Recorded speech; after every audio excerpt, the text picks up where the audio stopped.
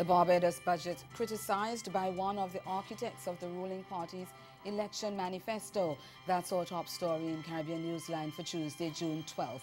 From the CMC News Center in Bridgetown, I'm Nicole Best. Good evening. The former Barbados Labour Party parliamentarian who crossed the floor to become opposition leader has criticized the new Mayor Motley administration over a raft of new taxes aimed at turning around an ailing economy. In fact, Joseph Atherley on Tuesday warned Barbadians that they could face even tougher times as the island gets ready to negotiate assistance from the International Monetary Fund, the IMF. Responding to the first financial statement and budgetary proposals presented on Monday by Prime Minister Motley, Atherley said the government may be falling into the same trap as the previous administration by contracting the economy and underperforming in revenue-generating objectives. Concerns premised on the plan are and would be excessive taxation, a route we have traveled before and which led us to this point of misery. 2, reprofiling of debt, which is not likely to yield adequate levels of savings. 3, does not fully anticipate the further austerity of the impending IMF program. 4, there's no sufficiently meaningful outline of growth strategies. Passing reference was made to new energy, technology, smart government, agro-industry, small enterprise, but no specific indications were given as to where we're going with these. 5, with reduced earning capacity, and having reached our borrowing limits externally and our inability to pay our way, we need to control and manage expenditure. And I'm not too sure that the budget paid sufficient attention to that in the current context and with an IMF program pending shortly.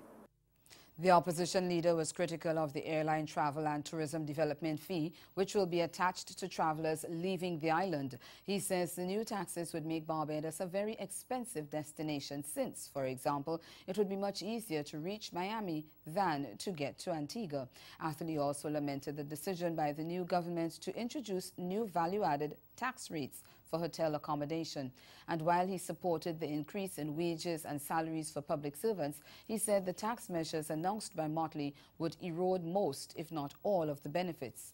Atherley also told the House that the public is expecting the new administration to ensure that someone pays for the situation the country has now found itself in. This budget clearly indicates who will pay the price to get us out of the mess in which we have found ourselves. Who will pay the price? All Barbadians are being asked to pay the price. Even some visitors are being asked to pay the price. If you want to enjoy our pleasures, you pay the price, a part of our pain. So the question is answered, who will pay the price to get us out of this mess? But I have another issue, and it is this. What this budget does not tell us is who will pay the price for getting us into this mess in the first place. Barbadians want to know that somebody, some entity, some group pay the price for getting us into this mess in the first place. If it's a question of bad policy, the electorate has spoken and dismissed the last administration. If it's a question of misdeed, corruption, and ill-doing, Barbadians want to know what the current administration is going to do about having somebody pay the price for their pain. Over in the Bahamas, Minister of State in the Legal Affairs Ministry, Ellsworth Johnson, says the gaming industry must be taxed, but the level of taxation is yet to be decided. His comments come as the industry threatens to sue the government over a 5% stamp tax proposal, which was announced in the 2018-2019 budget. The tax is to be placed on the deposits of patrons and non-online gaming or digital sales. It also seeks to place a 50% tax on gaming houses earning more than $100 million per year. In his contribution to the budget debate on Monday, Johnson said gaming has significant social costs which need to be paid for. If one were to conduct a comparative industry analysis of the taxation of gaming, it would be patently clear that the current taxation regime does not meet the current international industry standards. I heard the persons and what they're saying, that we've been overtaxed and been sending too much. But I just wanted to lay that, Mr. Speaker. It's not for people who are out there gambling. You can have fun, but it can be an evasive addiction. And so I say that to say because it has been proven that there's a great social cost, and how do you pay for that? The Chief Executive Officer of Regional Airline Liat has described regional airports' use of taxes to generate revenue as counterproductive, and she has proposed the removal in-transit taxes. Julie Reefer-Jones said while she understands that there is need to sustain the airports, the issue must be addressed. She says airports in the region are generally using travel as a way of generating revenue to sustain the facilities, but the proportion of the ticket that comprises taxes is much too high to stimulate travel in the region. Reefer-Jones says one way of addressing this is eliminating in-transit fees. She says many territories have indicated they are willing to commit to adjusting the taxes. Trinidad and Tobago's joint trade union movement is disputing the government's claim that it has been able to avoid mass layoffs. Speaking ahead of next Tuesday's Labor Day celebrations, union leader Ansel Roger said the Prime Minister will face an appraisal on that day. We get more in this Scene News report.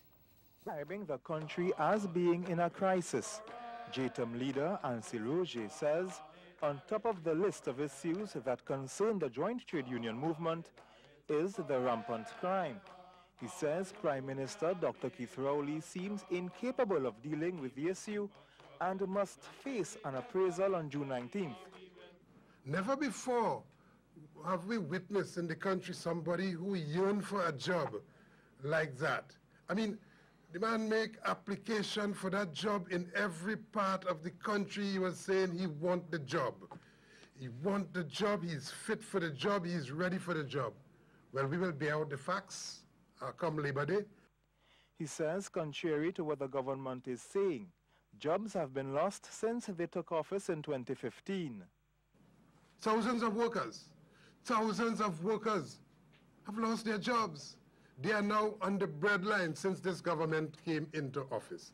And they who ask you for a job to govern, to make your lives better and to ensure protection for your jobs, they are taking away your jobs and sending you home while they're on the job. Something has to be wrong with that.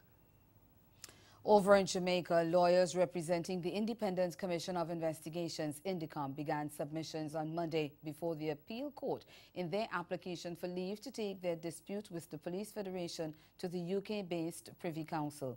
The appeal court ruled in March that the agency did not have the power to arrest, charge or prosecute members of the police force. The decision has curtailed the activities of INDECOM, which now has to submit its files to the Director of Public Prosecutions for rulings.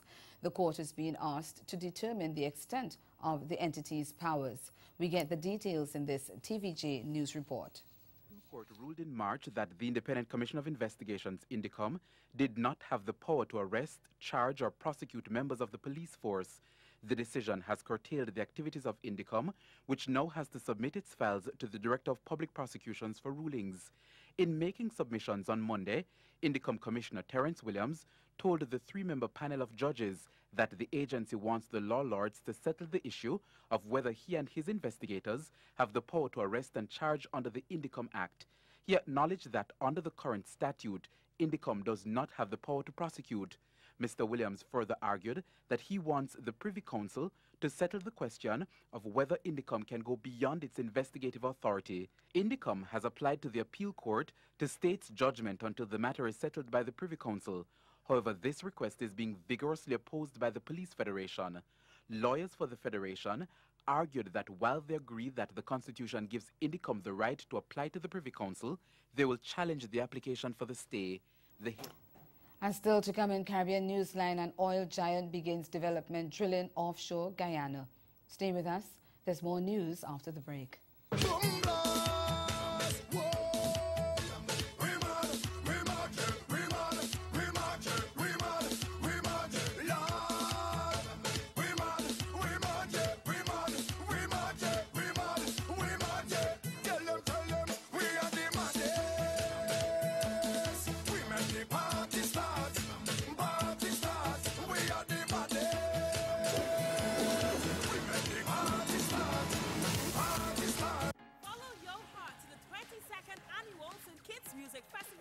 From June 27th to July 1st, 2018, featuring Kester Band, Sizzler Lungi, Small Axe Band, Nyla Blackman, and Betty Wack. Also, Patti LaBelle, Dijon, New Vibes International, Rhythm of the Beat, and Wayne Wonder. Spice, August Alsina, Aishona, Byron Messiah, Dasha, Shaka Dimas, and Flyers, and Miss Lauren Hill. Save the date and book now for the 22nd Annual St. Kitts Music Festival, an experience like no other.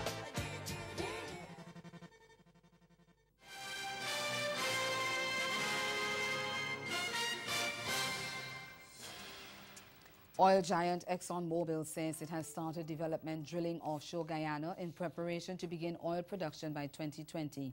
In a statement on Tuesday, the company said development drilling of the first of 17 wells in Phase 1 began last month and so far has estimated recoverable resources of more than 3.2 billion oil equivalent barrels on the Starbuck block, which is 6.6 million acres.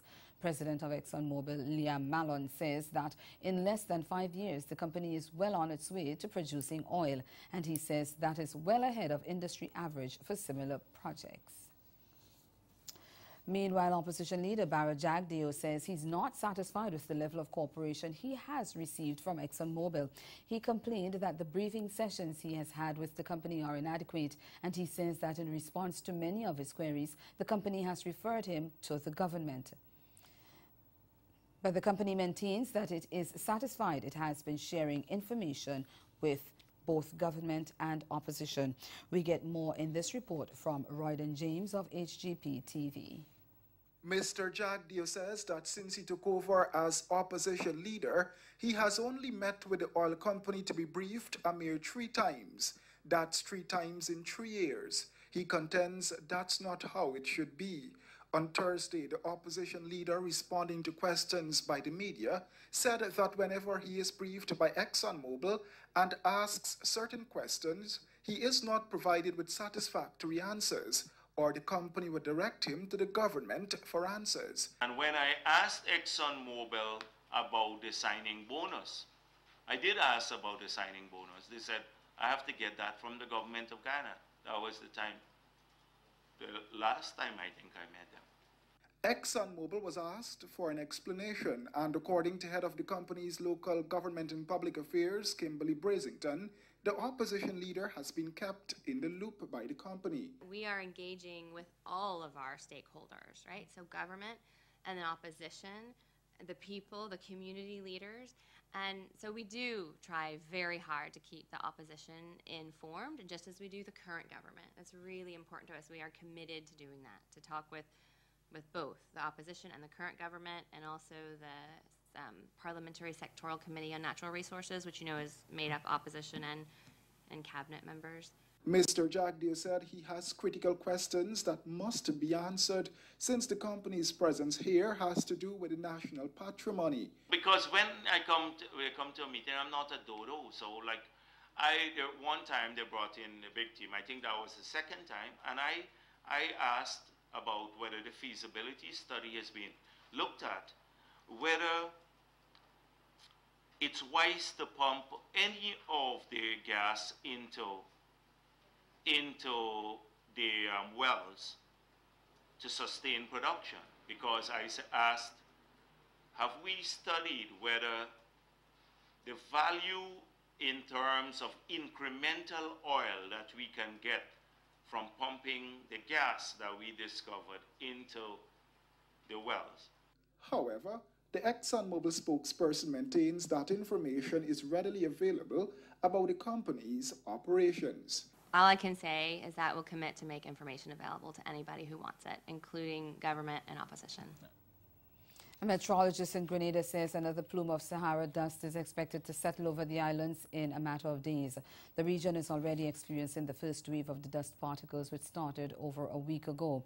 Wayne Williams tells online news site Now Grenada that this phenomenon often coincides with the hurricane season and is believed to be instrumental in helping to weaken tropical storms. But he says he's not sure how long this spell will last, as it all depends on the size of the storm that whipped up the dust over the African desert in the first place. Studies have shown that because, as I keep saying, that it is dry air, it tends to work to suppress hurricane formation or hurricane strengthening. The air is dry. Other studies have also shown that because it is dust, it could enhance rain production because it will produce what they call the condensation nuclei. You need nuclei for moisture for condensation to take place on it and fall as rain. So those are the two main findings of studies into the Sahara dust. In a few years ago, we had Tropical Storm Maria, which was engulfed all around it. It basically was embedded in a body of Saharan dust, and the theory is that that helped to weaken it. Of course, there would have been other factors, right? But studies are ongoing in that area. But right now it's tending to show that it tends to suppress strengthening hurricane growth. It doesn't mean that it eliminates it. Meantime, parents and medical practitioners are being encouraged to take precautions to reduce and urgently treat their wards who may be asthmatic or susceptible to respiratory conditions. Public health specialist Dr. Francis Martin, who has published a study on the health risks associated with the Sahara dust, says there is a direct correlation between a spike in asthmatic conditions and the arrival of the dust particles in the atmosphere. Public health professionals will now understand that they need to be able to be up on their treatment protocols and guidelines because we expect more asthmatics and more respiratory conditions to come in. Parents and children who are at risk of having asthma, and also skin conditions, interestingly. The dust can also lead to skin conditions.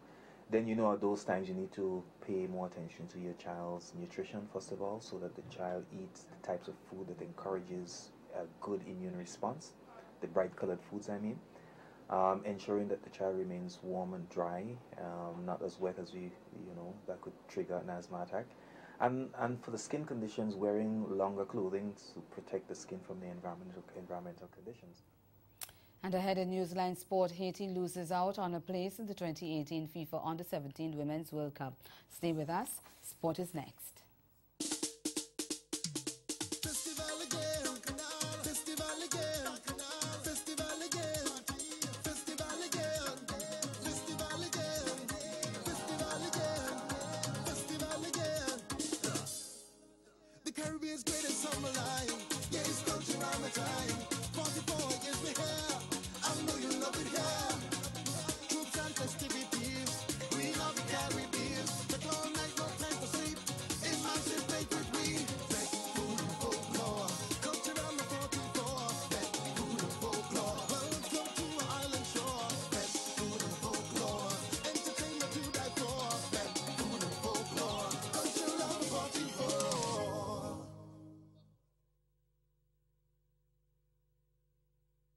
Do you wish to combine a vacation with pure laughter? Then St. Martin is the place to be on June 22nd and 23rd for the 14th annual edition of its comedy festival, Laugh Till Belly Burst, with comedians from all over the world. Book hotel and show tickets until June 20th now at www.ltbbsxm.com. Barbados. renowned for its pristine beachfront and fantastic weather, continues to leave quite an impression on newcomers to the island and returning visitors. The Caribbean island, quite popular as a vacation hotspot, is not only beautiful due to its natural aesthetics. The island of Barbados continues to grow in popularity because of unique connections developed with our people, our culture. We can't wait to welcome you.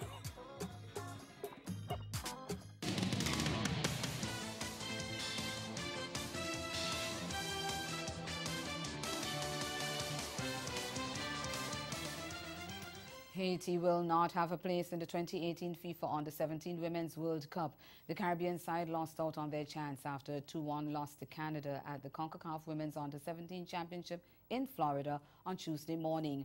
A late goal by Calgary forward Anderson Williams in the third-place game earned Canada the final berth in the World Cup, which will be held later this year. A 48th-minute goal from Canada's captain Jordan Hutima had given her side a 1-0 lead, but Haiti star Melchi Dumornay tied it up on a 75th-minute penalty. Then Williams scored in the 89th minute to put the Canadians over the top, and that goal came off a Juliana Valorand corner. Hutima, positioned at the far post, headed the ball back, and Williams rose high to head the ball low to the corner past the Haiti keeper. Here's how it all unfolded. Plays forward. She's got a chip. A shot. Canada takes the lead. To Jordan Hutima. You can see how much that means to them. She comes. Shot. Goal. Haiti. Dumornay converts the penalty. 75th minute. We're tied at 1. Serve, far post, Hutima nods it up. Anderson Williams, it's in! It's Canada! 2-1! And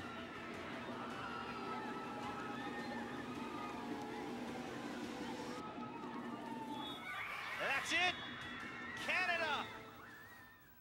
And the top 3 teams at the 8-team CONCACAF Championship advanced to the FIFA 17 Championship, which will be held November 31 to December 1st in Uruguay. Canada will join Mexico and the U.S., who had already qualified. Canada also advanced at the expense of Haiti last time out, winning 4-2 in the third-place match to make the 2016 FIFA Under-17 World Cup in Jordan.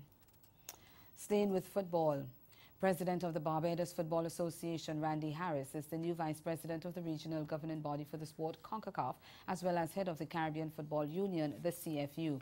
He was elected as CONCACAF VP by acclamation after being the only nominee for the position at the 33rd CONCACAF Ordinary Congress in Moscow, Russia, on Monday.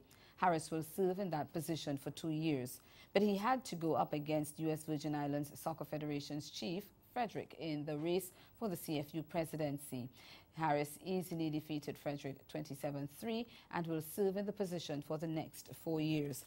Last September, he was installed as acting CFU president after the then president Gordon Derrick was slapped with a 6-year ban by football's world governing body FIFA after being found guilty of a series of bribery and conflict of interest charges. Harris said the CFU will be pressing ahead with his strategic plan to ensure proper governance.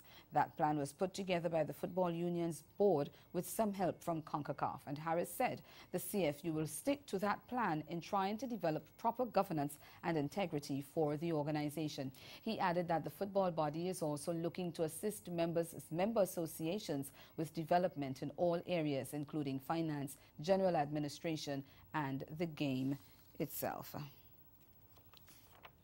Switching sports now, out of favour T20 international batsman Nicholas Pooran has been included in a youthful 14-man West Indies B squad that will participate in the inaugural Global T20 Canada League starting later this month. The 22-year-old Trinidadian played 3 T20s against Pakistan 2 years ago, but has not turned out for the regional side since. He is the only player in the Windies B squad with international experience. Pooran has been joined by West Indies under-19 stars Alec Athanaze and Shamar Springer in a team led by Guyana Jaguars wicketkeeper batsman Anthony Bramble. The other members of the team are Fabian Allen, Roland Cato, Justin Graves, Derval Green, Kavim Hodge, Brandon King, Jeremiah Louis, Obed McCoy, Puran, and Shafane Rutherford. Former West Indies Test squad bowling coach Roddy Eswick will lead the squad along with another former Windies coach Stuart Williams. Chief Selector Courtney Brown said that with the Test and A teams currently on tour, the Global T20 presents an opportunity for the panel to see some of the developing players in the region. He said the exposure and added development will assist selectors in identifying players with the potential to develop into international T20 cricketers. West Indies B will be the one of 6 teams contesting the Global T20 Canada League, which runs from June 28th to July 15th at the Maple Leaf Cricket Club in Toronto. West Indies international stars like Chris Gayle, Kieran Pollard and Andre Russell are all down to turn out to the competition. Trinidad and Tobago powerlifter and world record holder Rondell Hunt broke another 2 world records on Monday as he dominated the stage at the 2018 IPF Raw World Powerlifting Champions in Calgary, Canada, posting lifts of 213.5 kilograms and 883.5 kilos. Hunt broke both the bench press and total world records in the men's junior 105 kg weight class, continuing his record-breaking performance from last year's North American Powerlifting Championships. And that's the sport. Stay with us. We'll be right back.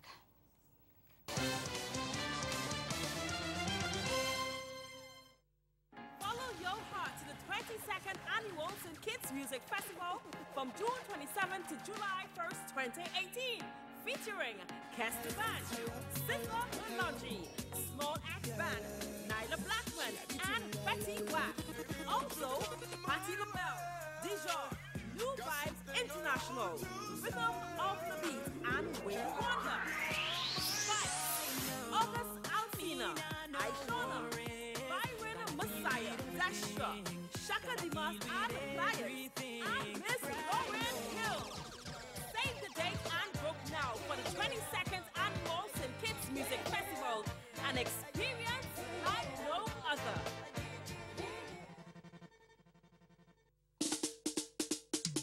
Festival again, festival again, festival again.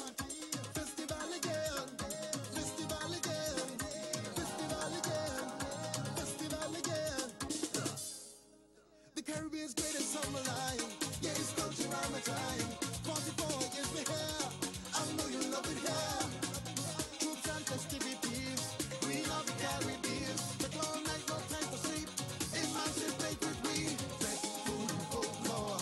Culture around the 44. Back food and folklore. Welcome to our island shore. Back food and folklore. Entertainment to die for. Back food and folklore. Culture around the 44.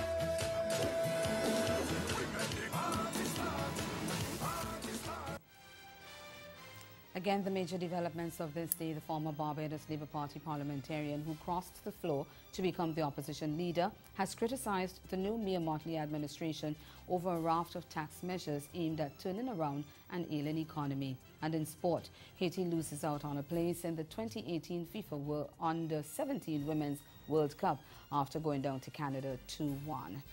That's Caribbean Newsline. For news and sport around the clock, log on to KanaNews.com. We'll be back here again tomorrow. But from all of us at CMC News, thank you for watching and do have yourselves a good night.